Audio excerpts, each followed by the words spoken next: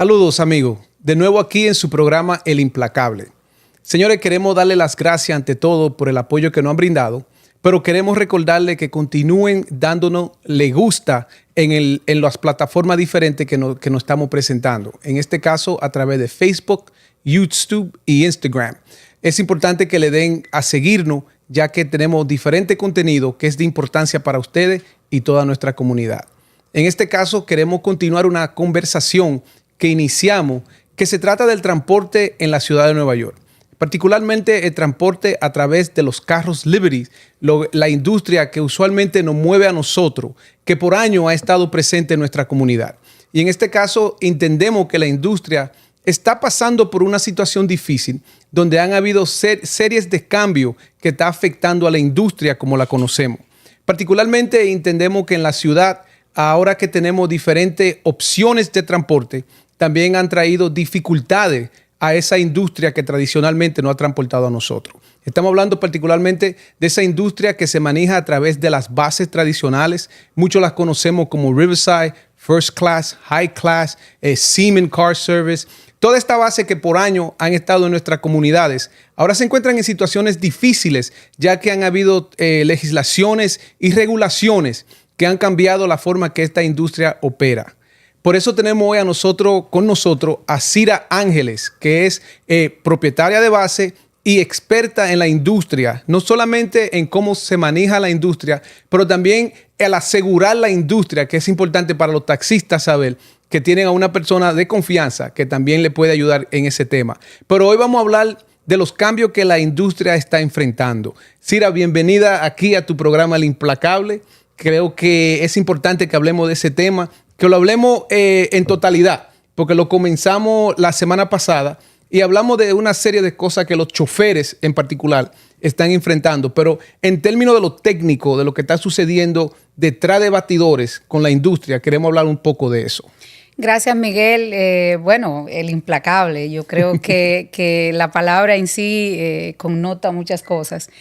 Pero qué bueno hablar de la comunidad, qué bueno traer los temas que son importantes y de relevancia para nosotros específicamente en el tema transporte, porque muchas veces ya nosotros pasamos a ser importantes a que cada vez que se hable de la industria se tenga que referir a Uber y entonces nadie piensa que existe una industria que estuvo ahí antes que Uber llegara a nosotros hace unos 10 años. Entonces en estos 10 años, Miguel, hemos visto cambios, no solamente a nivel del trabajo que se realiza tecnológicamente y los cambios que hemos tenido que hacer para ponernos a la par con esta nueva forma de contratar un servicio de transporte, pero también las legislaciones que han venido de la mano, tanto en la ciudad como en el estado, han afectado y continúan afectando el día a día de nuestras bases. Pero es importante porque estamos hablando de dos burocracias diferentes. Estamos hablando el estado y la ciudad, porque sé que en la ciudad lo que regularizan la industria es el Taxi and Limousine Commission.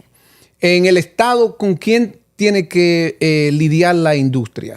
Bueno, la industria ahora mismo, después del programa fallido del Estado con Access a Ride y el compromiso de dar servicio a los usuarios de Medicaid, Medicare y otros seguros, pues ese transporte de servicio de no emergencia fue dado a través de contratos a las bases. Perdón, pero cuando hablamos de Access a Ride, estamos hablando de esa industria que antes transportaba a las personas a su cita médica, ¿no? Correctamente. Los servicios de no emergencia son personas que no necesariamente están discapacitadas, que necesitan una silla de ruedas, sino que lo que tienen que ir es a sus citas médicas y regresar a su casa de manera segura. Entonces, estos trabajos fueron dados a nuestras pequeñas empresas en la comunidad, pero con eso ha venido unas nuevas regulaciones que no fueron cambiadas para identificar el nuevo proveedor, porque el proveedor existente era el Estado. El Estado era dueño de los carros. El Estado empleaba a los trabajadores, a los choferes,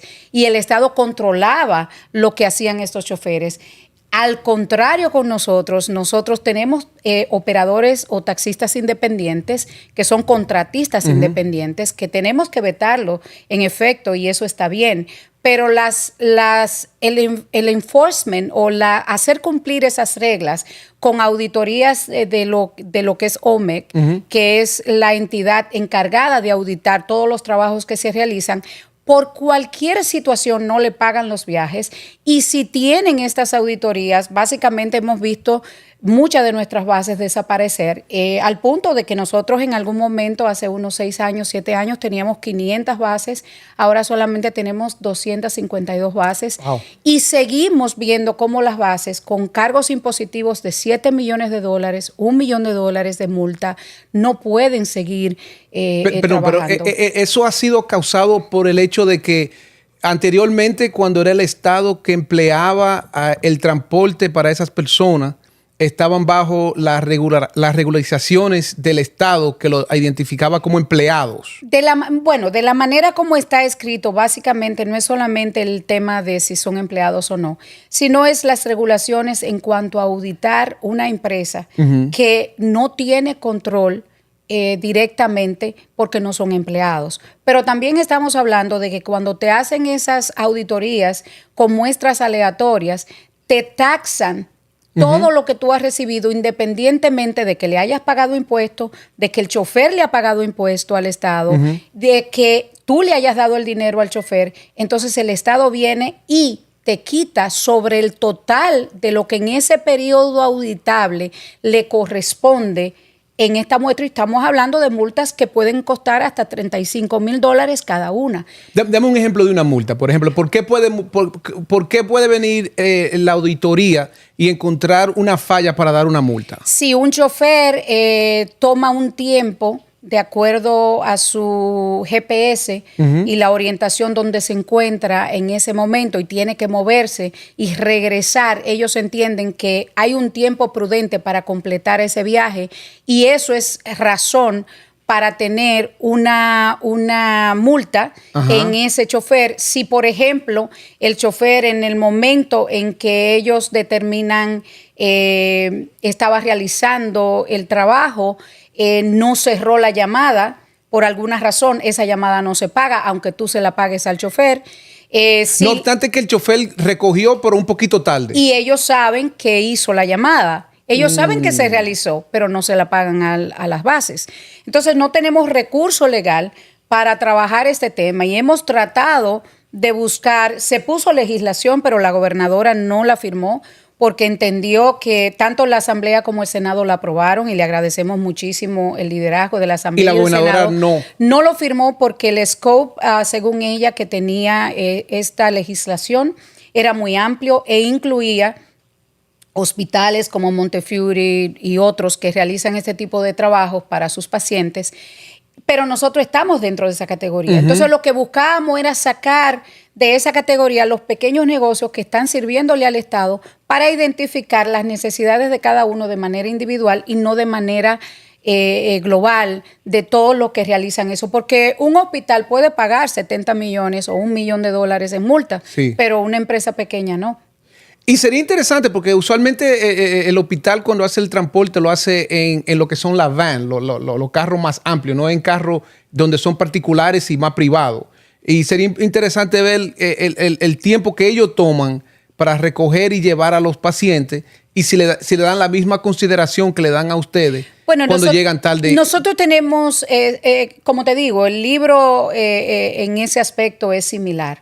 Y lo que queríamos, y continuamos en ese esfuerzo, tanto como te dije anteriormente de la Asamblea y el Senado, para procurar que sea más justo el sistema. Tenemos bases que han sido multadas $1 millón, $900,000 y así sucesivamente, y han tenido que hacer arreglos semanales, bases pagando $5,000 a $10,000 semanales por 3 años. Quiere decir que esto tiene el gobierno que revisarlo. Y de verdad que Adriano Espaillá ha estado ayudándonos con esto, con la gobernadora, pero no hemos logrado resolver la situación. Y en el tema de la compensación para los choferes, que fue la compensación de labor para los choferes, ¿eso está también implicado con ese proyecto de ley?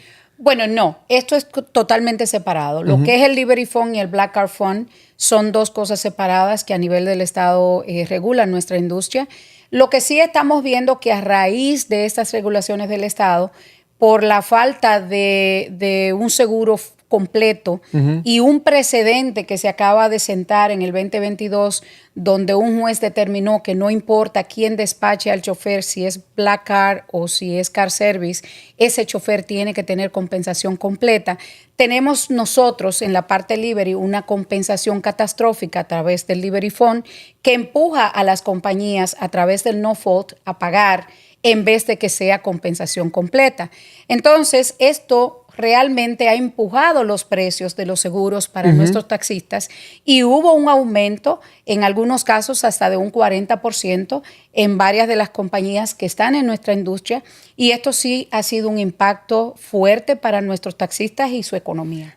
En el fondo, ¿quién aporta? ¿Aporta la base y el chofer también, o nada más el chofer o nada más la base? Bueno, como están estructurados son diferentes. El Black Car Fund aporta el 3% de todo salario que gane el chofer y es deducido junto con el impuesto sobre la venta, el 8.875% y el 3% para la compensación. En el caso de la industria Liberty, entonces tenemos $250 que se pagan al año al fondo en una póliza de seguro que la tiene la compañía Hereford Insurance Company. Ok. Porque, y lo paga la base, perdón. El Liberty Fund lo paga la base. Ok. Porque cuando tuvimos la conversación la semana pasada con los choferes, ¿no? Porque son dos puntos de vista diferentes de lo que es el chofer, lo que es la administración en las bases. Se habló un poco del tema de la compensación y uno de los temas que se habló era el hecho de que ahora la base tienen menos control en el sentido de exigir que un chofer se vista de tal manera o de exigirle a un chofer ciertas reglas, porque si lo hace, lo van a considerar como un empleado. Por ejemplo, sabes que si tú trabajas en una tienda de ropa o si trabajas en un supermercado, por ejemplo, y te exigen que te pongas cierta ropa, el empleado puede exigirle al empleador que le dé un dinero para mantener el uniforme, y a la misma vez por eso está el empleado pagando el Workers' Compensation. Bueno, uno de los precedentes que se ha sentado también con el tema de Uber es que en el 2022 igual se determinó un juez del Departamento de Labor que Uber fue encontrado responsable de ser empleador porque encontraron que dentro de la aplicación existe un sistema escalado de medir el comportamiento del chofer, y eso es control. Correcto. Recuerden que para determinar si una persona es independiente o no, se mide la dirección y el control que pueda ejercer la persona sobre la persona que le está realizando el trabajo. En este caso, los contratistas independientes no tienen ese problema porque definen la hora que empiezan a trabajar y la que terminan, eligen cuál es el método o las herramientas que necesitan para realizar el trabajo, en este caso el carro, pagan su seguro, inspeccionan su carro y controlan el medio en el cual van a realizar la operación que tú le vas a designar que haga. Bueno, acaba de contestar una pregunta que se quedó abierta, porque la pregunta que expusimos fue si son empleados o no empleados de Uber, los que trabajan para Uber. Bueno, no son... En el sentido de empleados que tienen que seguir ciertas normas y reglas que le exige Uber. Porque, por ejemplo, uno de los choferes habló de que ellos le apagan la tableta y le dicen cuándo trabajan y no trabajan. Bueno, lo de pagar la tarjeta, vamos a entrar en ese tema porque eso viene por razón del minimum wage. Okay. Y de la tasa de utilización del vehículo. Cuando en el 2018 se cierran las licencias, uno de los parámetros para medir si se necesitaban más carros en la ciudad o no, y otro de los parámetros de congestión es la utilización de los vehículos que están en nuestra industria. Teniendo 115,000 carros, aproximadamente a partir de el último reporte es de diciembre 31, 2024, perdón. Entonces, básicamente, 2023. Esta tasa de utilización lo que dice es que tú tienes que medir el tiempo que el chofer dura llevando al pasajero o con el pasajero en el carro, dividido en el tiempo en el cual el chofer abre la aplicación y el tiempo que dura esperando el pasajero. Quiere decir que hay una directa relación con tener la aplicación abierta, porque a través de ese tiempo, Uber ahora tiene que calcular el minimum wage o la tasa de promedio salarial que le dictó la ciudad. Entonces, muchas veces nosotros queremos algo. Y yo pienso que en la política, y tú estuviste en la política y sigues estando muy, muy ligado, ¿verdad? Existen los deseos, pero existen las consecuencias no intencionadas. Correcto. O no planificadas.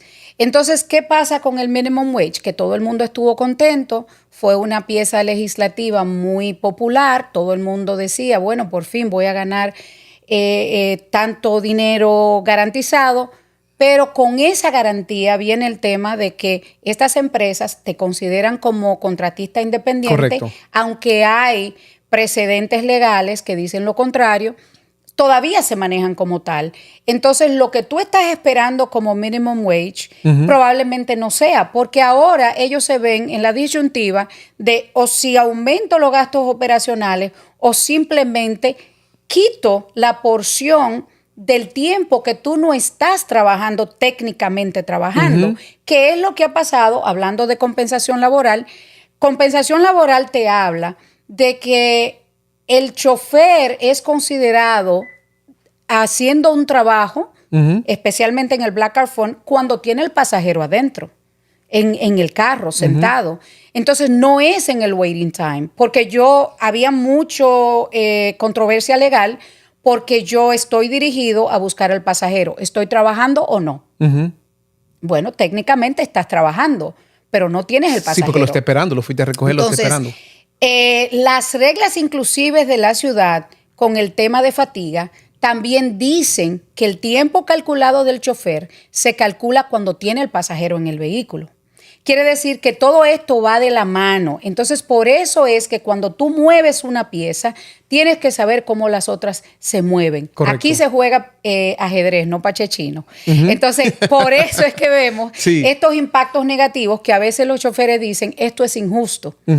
Pero tenemos que sentarnos cuando hacemos estas piezas de ley a ver cuáles son esas consecuencias que pueden de manera negativa afectar a nuestros choferes, como es el caso de lo que estamos viendo con la tasa de utilización. Es interesante porque con la tasa de utilización tenemos que tener en consideración también, hablando un poquito de lo local, en lo que es el transporte público, el transporte urbano en la ciudad de Nueva York, que yo digo que es el elefante rosado que están en todas las calles y en la ciudad y no lo hablamos mucho.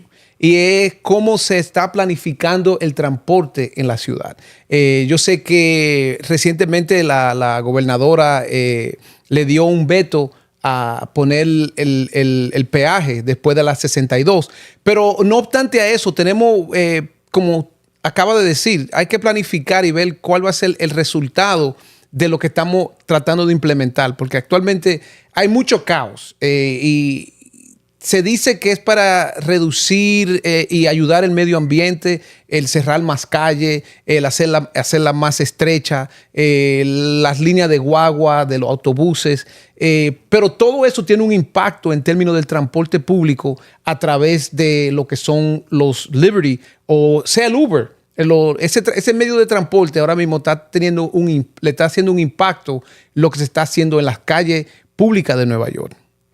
Mira, yo creo que cuando hablamos de transporte en la ciudad y cuando estamos hablando de cambios, tenemos que referirnos al plan de Visión Cero. Transportation Alternatives acaba de poner un reporte. Pero dinos un poquito qué es lo que es el plan cero.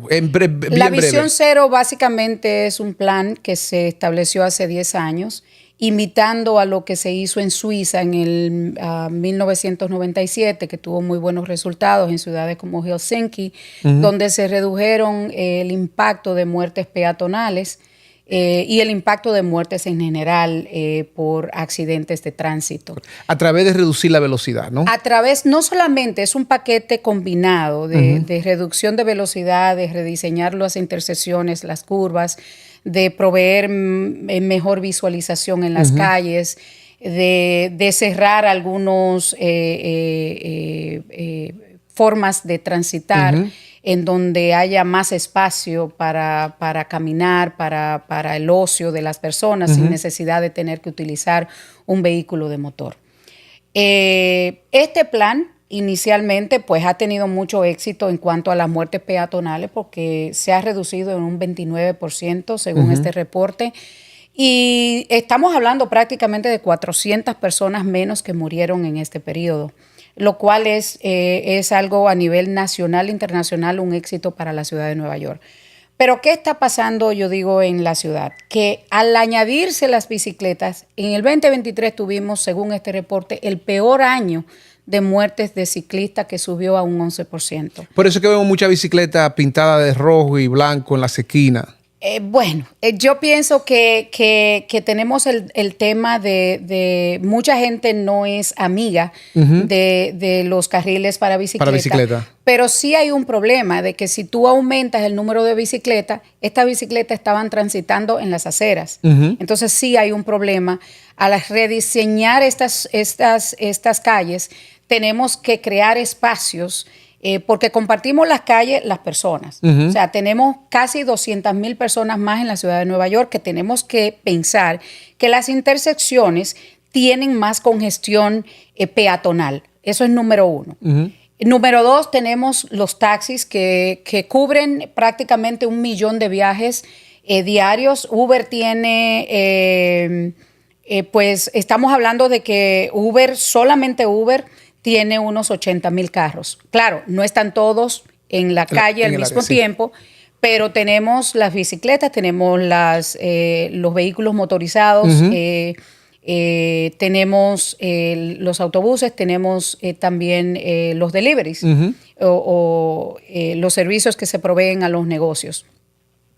Todo esto no se ha tomado, solamente se toma en cuenta garantizarle a los autobuses que lleguen del punto A al punto B de la manera más rápida, obviando prácticamente todo lo demás que está alrededor. Y yo entiendo de que tú limites el uso de vehículos de motor de carácter privado o que no sea de uso comercial.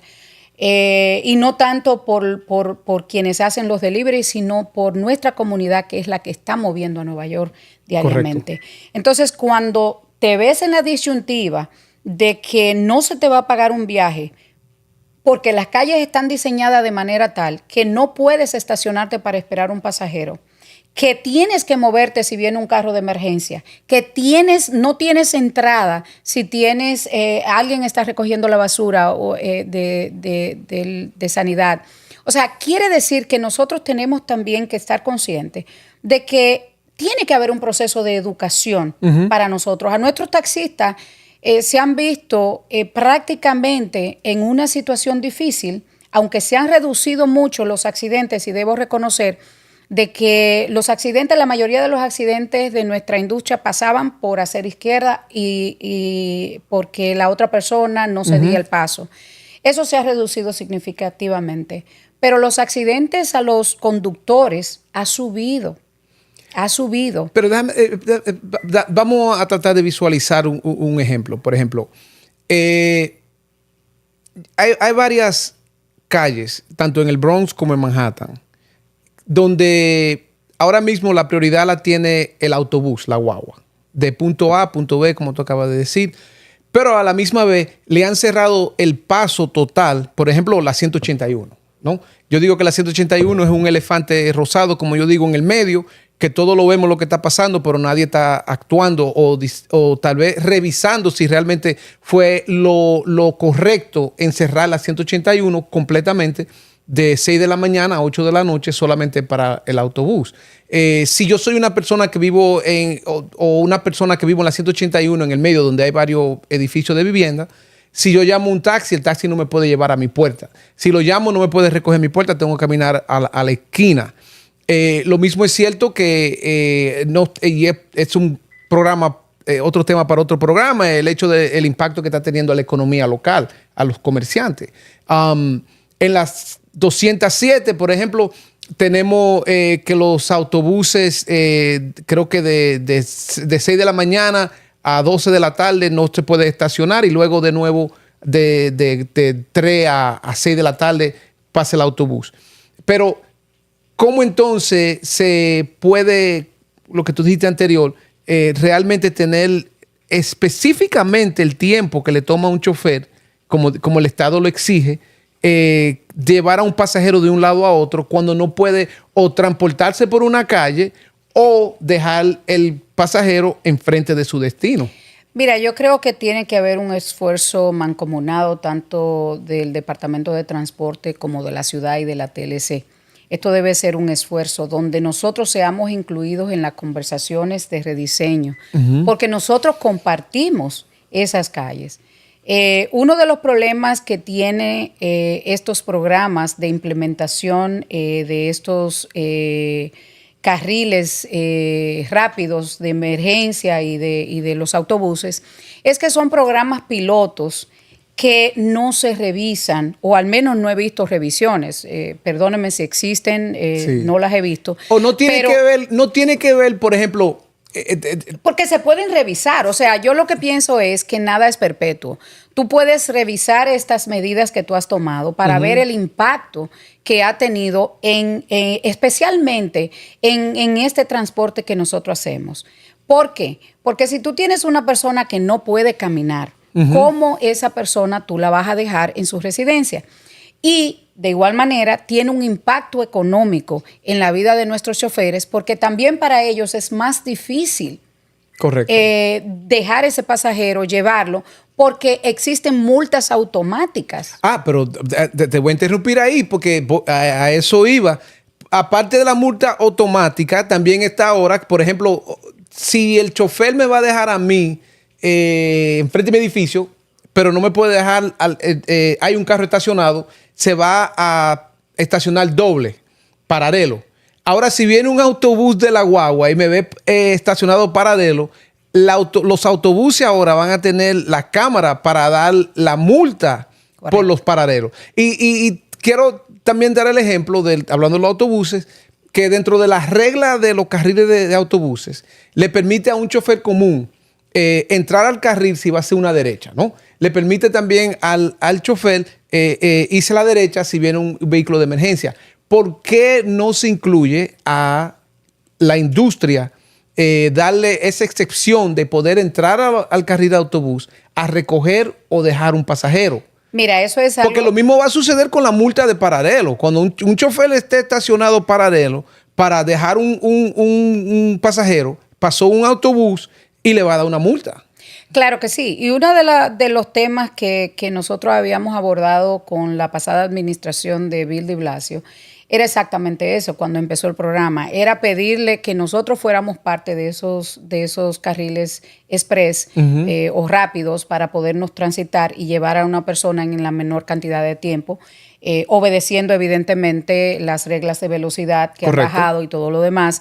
Entonces, que se creara un plan piloto para mirar en esas arterias comerciales como Forum, Edward LeGrand, en Queens Boulevard, Flatbush, era crear 5 puntos. La 181, por ejemplo. Nosotros sí podemos entrar, pero tenemos que salir a la primera oportunidad de doblar a la derecha o a la izquierda, pero no necesariamente de estacionarnos. Entonces, si nosotros tenemos una ciudad que colabora con otro modo de transporte, porque fíjate qué pasa, cuando tú estás transportando al neoyorquino en cantidades masivas como nosotros lo hacemos, tú estás hablando sobre casi 700 viajes por minuto, solamente en el sector nuestro. Y eso dice mucho de la capacidad que tenemos para mover a Nueva York y que no todo el mundo tiene un vehículo. Entonces debemos promover y facilitar el trabajo que realizan nuestros hombres y mujeres de la industria, no para que ellos tengan más incidencia de accidentes, no para que sus pólizas sigan subiendo, sino para facilitar la movilidad en Nueva York y no tengamos tanto que hablar del sistema fallido de la MTA que nosotros como industria tenemos que seguir soportando y manteniendo. Correcto. Entonces, nosotros estamos pagando desde el 2019 $2.75 por debajo de la 96. Eso es un precio de congestión. Sí. Y hemos contribuido millones de dólares al sistema. Pero para ese cambio, hablando un poquito de la política, porque tenemos en el Estado, ha crecido significativamente la representación nuestra, en términos de dominicanos que conocen la industria, en el Consejo Municipal lo mismo, y estamos hablando de dos burocracias diferentes. ¿Qué tenemos que hacer o qué hay que movilizar para que legislativamente, ¿no? Los cambios que hay que hacer legislativamente, ¿qué se necesita? Escuché que dijiste que ya de parte del Estado hubo legislación, tanto que el Senado y la Asamblea aprobó y estuvo de acuerdo. Tuvimos el problema fue con la gobernadora. En la ciudad, ahora con muchos de los cambios que vienen, porque sé que quieren aumentar la cantidad de calles cerradas, a aumentar las líneas para bicicleta, también es uno de los proyectos que quieren aumentar. El papel que juegan las juntas comunales que tienen que aprobar estos proyectos, ¿qué está sucediendo con eso? Bueno, realmente nosotros somos muy afortunados en esta sesión de la Asamblea y el Senado porque tenemos muy buenos aliados. En la Asamblea, donde está la mayoría de los dominicanos, estoy feliz de colaborar con todas estas jóvenes como Karinés, Amanda, Yudelka. Yo pienso que cada una de ellas, cada vez que hemos estado conversando con ellas, han sido súper receptivas.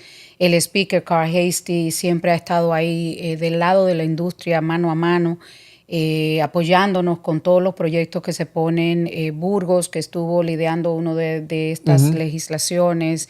George Álvarez. Quiero decir que nosotros tenemos un grupo, y perdonen los que se me ha olvidado mencionar, pero realmente hemos tenido una receptividad muy amplia sobre los problemas que nos están aquejando. Pero sí, cuando llegan donde la gobernadora, pues ahí se nos para un poco el proceso. Okay. Inclusive ahora se acaba de pasar una ley en las dos casas donde se le permite a los choferes que perdieron sus licencias en el 2020 por alguna razón, sea de salud o económica, o una situación adversa de la misma situación que vivimos en el 2020, recuperar sus licencias. Estamos también en espera de la firma de la gobernadora. El senador Sepúlveda ha estado siempre también dándonos la mano con todos los proyectos que le hemos puesto por delante. En el Consejo Municipal me apena mucho decirlo, pero la mayoría de Manny de los Santos no se me puede quedar. Asambleísta, sí. Señores, sí, asambleísta, no se me puede quedar. Pero en el Consejo Municipal, muchos de nuestros jóvenes que han ingresado, dominicanos, no están en el comité de transporte. Son muchas de las regulaciones y situaciones que tenemos, pues básicamente nos ha tocado trabajar mucho con los demás concejales. De igual manera, creo que lo que se vive en nuestras comunidades es similar para las comunidades de Brooklyn, Queens, de donde es Sabina Williams, la presidenta, la chair del comité de transporte en el Consejo Municipal, pero las necesidades quizás, diría yo, son un poco diferentes. En cuanto a la TLC, hemos continuado trabajando, logrando pues que se entienda los cambios que estamos viviendo en este momento y pidiéndole siempre al comisionado que las normativas que se vayan a tomar tanto en transporte como dentro de la ciudad misma no se integren dentro de este proceso. Porque la ciudad tiene un problema y es que tiene, y lo dice el reporte también de Visión Cero, ese approach a veces global, a veces hay que irse a nuestras comunidades y mirar, porque si te das cuenta, la mayoría de implementación de esos programas está en las áreas donde está el dinero, no necesariamente en nuestras comunidades. Y por eso es que pedimos que podamos con las organizaciones comunales y las organizaciones sin fines de lucro de nuestra comunidad, lograr claramente establecer quiénes son los que están moviendo a Nueva York, porque todo el mundo no se mueve en un autobús. Correcto. Y que tomen conciencia que nosotros somos un modo de transporte que hay que respetar, hay que cuidar y hay que integrarlo en el rediseño de la ciudad para no lacerar el servicio que se está dando y no crear más estrés y más impedimento para nuestros choferes realizar su trabajo. Porque tú se la pones fácil al del autobús, pero tú al de nosotros no se la pone tan fácil. Entonces, tenemos que integrar los procesos. Claro, y como acaba de decir, un sistema de la MTA que todos los años dice que no tiene dinero, donde hay inseguridad. Entonces, que la imagínate, persona lo te utilizar. mantengo, te pago el salario o te ayudo a pagar el salario y encima me saca de la calle y me da una multa. ¿Y entonces? No, pero realmente era importante tener esta conversación porque, como dije, tuvimos una conversación con choferes y hablamos de muchos temas donde nos reímos y hablamos de las cosas, la vivencia de ellos, pero también habían preguntas que se quedaron abiertas. Que con lo que tiene que ver lo que está sucediendo detrás de bastidores, como dije, donde hay regulaciones y cosas que realmente están limitando y están impactando a la industria, porque había un chofer que decía que se fue a Uber porque entendía que habían cosas que estaban sucediendo en las bases que él no entendía. Bueno, esa era una de las preguntas ahora que contestamos lo entiende menos porque no tiene con quién hablar. Al menos con nuestras bases tú sabes quién es el presidente. Entonces, correcto. Oye, es un arma de doble filo a veces. Correcto. Sí. No, y lo hablamos en el sentido de que todavía está el sentir humano, que puedo ir donde alguien y comunicarme y hablar. Y como dije anterior, la base nuestra ahora están sirviendo un servicio adicional, no solamente transportarte porque tú quieres salir, ya sea a visitar a alguien, pero si tiene una necesidad real médica, es esta la industria a la que está nuestra comunidad dependiendo de para que lo transporte, pero también están esas dificultades que tienen ahora quieren darnos la responsabilidad de transportar a los más necesitados, que son las personas con sus situaciones médicas, pero también se la están poniendo difícil al chofer y a la base. Porque va a llegar a un punto que la base tiene que tomar una decisión de negocio. Esto no me conviene, porque si las multas son más de la ganancia que tengo, ¿para qué lo estoy haciendo? Porque quiero servir al Estado. Son las situaciones que realmente impactan las decisiones de negocio que se tienen que tomar. Mira, tú tienes un punto muy real. He visto bases que dicen, yo quisiera dejar esto porque no me está funcionando, pero me deben $500,000. Wow. Y entonces, ¿cómo una pequeña empresa puede sostenerse cuando tiene que tomar la decisión técnicamente de seguir operando? Porque si no, entonces, ¿cómo se sostiene para ver si le pagan lo que le deben? Y entonces yo pienso que ese tipo de situaciones tiene que cambiar. Y eso es lo que estamos procurando. Y esa legislación que tenemos pendiente es la que necesitamos y estoy convencida de que la vamos a lograr nuevamente porque ya nuestros legisladores la han sometido y estamos esperanzados en que esto pueda cambiar y traer una política que fortalezca a nuestras pequeñas empresas, que fortalezca al chofer, que le dé las reivindicaciones reales, no en papel, porque fíjate, no me dejo un minimum wage que no me puedan dar. Correcto. Para luego entonces quitarme las horas. O sea, yo pienso que todo en la vida tiene que ser un balance, como dicen ahora, de diversidad, inclusión y todo lo demás. Entonces yo pienso que sí, que tiene que haber un balance de equidad y eso es lo que estamos pidiendo en esta revisión de 10 años de Visión Cero, es que a nuestra industria se nos considere parte de lo que es mover a la ciudad de Nueva York. Bueno, esperamos que a través de este programa hemos podido educar un poquito más sobre la industria y también motivar a nuestros representantes, tanto local como estatal, ya que en el estado tenemos logros en las dos cámaras, que ahora hagamos el calvideo para que la gobernadora entienda la necesidad de aclarar la situación entre las bases y lo que son las grandes corporaciones. Lo mismo es cierto que tenemos que comenzar a motivar a nuestras juntas comunales a que nos informen más cada vez que hay un plan de un cierre de calle o cambio en la vía, para que así todos estemos informados. Cira, te quiero agradecer por estar aquí. Le queremos recordar a nuestros amigos que nos sigan en las redes, que le den le gusta, que se suscriban y estamos aquí para ser implacables con los temas que le traemos.